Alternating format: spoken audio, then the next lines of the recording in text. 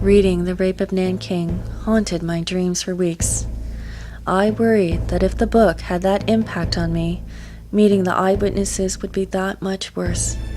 But in the end, this trip far exceeded my expectations. In preparation, experts provided us with the historical context of the survivors' stories. It reminded us once more about how history helps us understand our present condition. The lines that we draw every day, rich and poor, us and them, past and present, I'm not sure that they really matter. All we should be looking for is the strength in the human spirit that allows victims to become survivors and perpetrators to repent and make amends.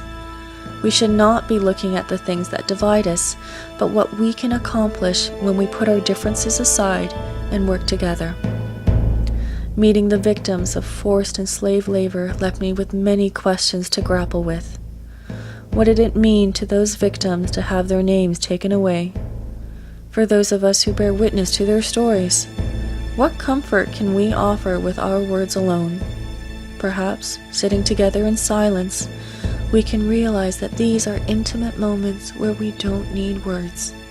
Perhaps they can understand what our hearts feel, even if we don't have the words.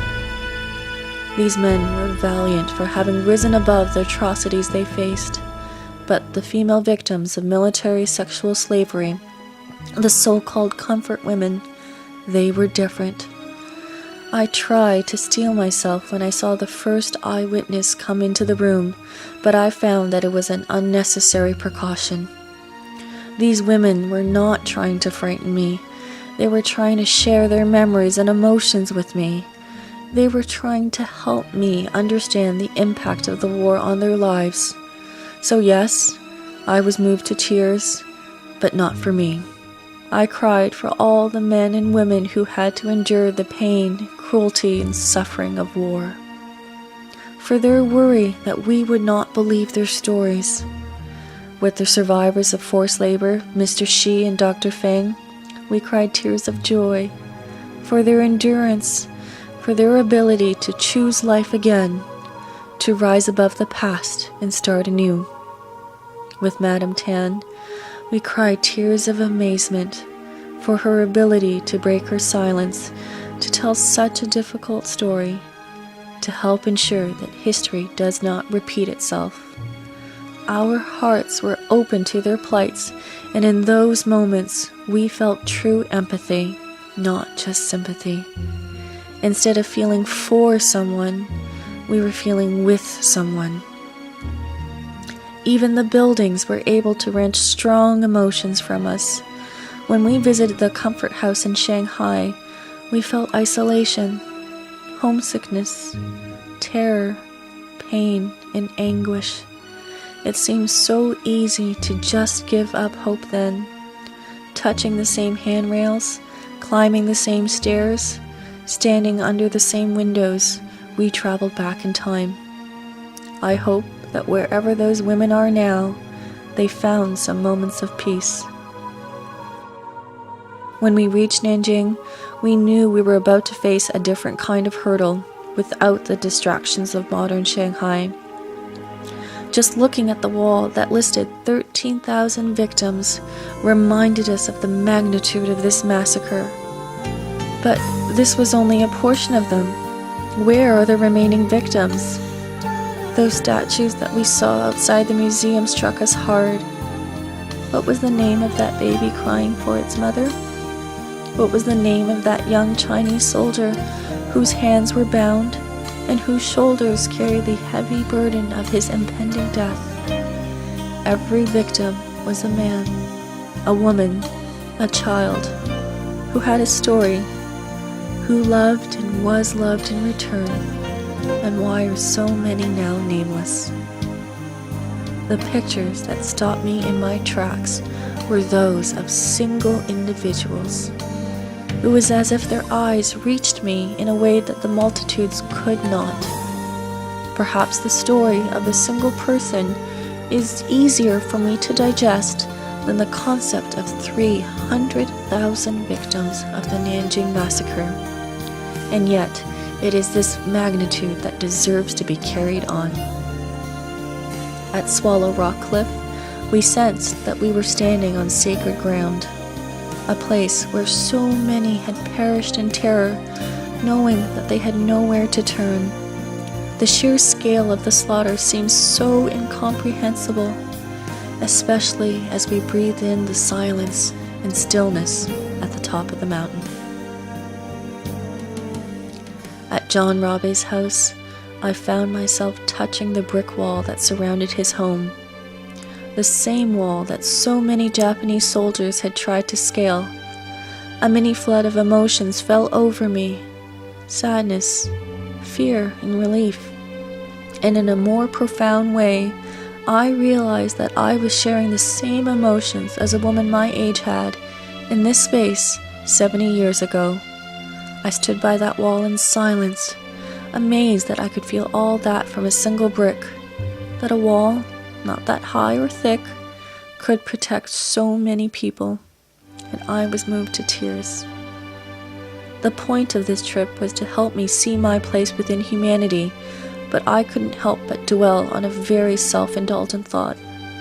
Would the words that applied to John Rabe and Minnie Vautrin and the other members of the International Safety Zone Committee ever be used for me? Would I be a humanitarian who would perform acts of self-sacrifice? I suppose there's a lingering doubt, especially when I realized how thin the veneer of humanity really was. I am afraid that I would take the easy road, that I would be a coward and not dare take up the torch of humanity. So I hope this fear can be used for good, that it shapes my search for peace and justice, and my desire to share my knowledge. I hope I inspire the same in the people I meet and in the students I teach. I hope the mistakes of our past are never inflicted upon another victim, and that I am a part of the process that makes that happen. I hope that I will never be complacent, and that I will be brave. When we came to the site of Unit 731 in Harbin, we understood why it was called a factory of death. We could all feel the evil that seemed to emanate from the building. So many years after, the rusted bricks and the long driveway still seemed heavily ominous. We cannot even begin to imagine what it was like for the victims. This building seemed to sap away our hope, and we questioned the human capability for cruelty. We left that day with a heaviness that we just could not shake.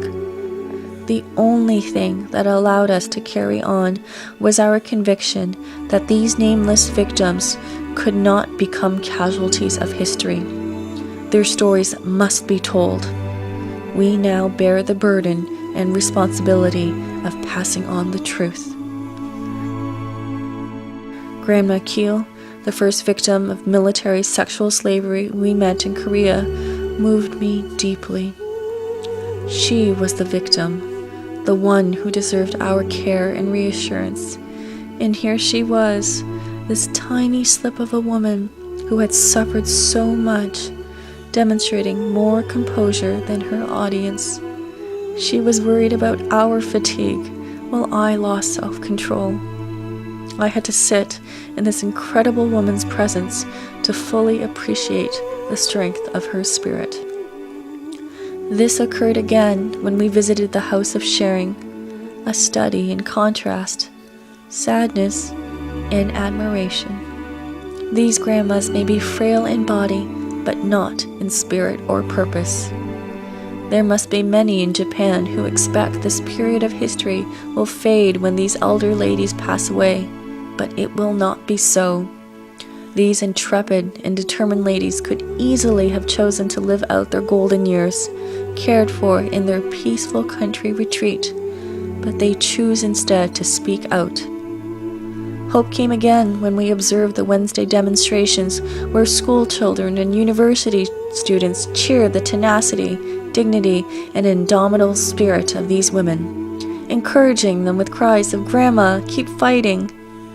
Their ability to persevere helps put into perspective their true strength. Not only do they fight to prevent the horrors they experienced, but they do it without a support network. It breaks our heart to think that they might not have had the opportunity to live a normal life with a home, a career, or a devoted family. It reminded us once again of how fortunate we are to have love and support in our lives. We stood amazed as these women changed from being victims to survivors. And that is why this trip is so important. It allowed the participants to humanize the experience of war. When I go back to teach this material, I will be able to reach a deeper place than mere academic research. I touch the walls, the buildings, the stones, and the mountains. I stood in the same rooms, in the same streets, and under the same trees where the victims and heroes did. I heard the voices in the stone, and I am glad that I took the moment to stand quietly while the whirl of the modern world faded behind me. When I teach this, I will be motivated by more than curriculum. I will be motivated by personal memory, by passion, and by a sincere desire to prevent these horrors and atrocities from happening again.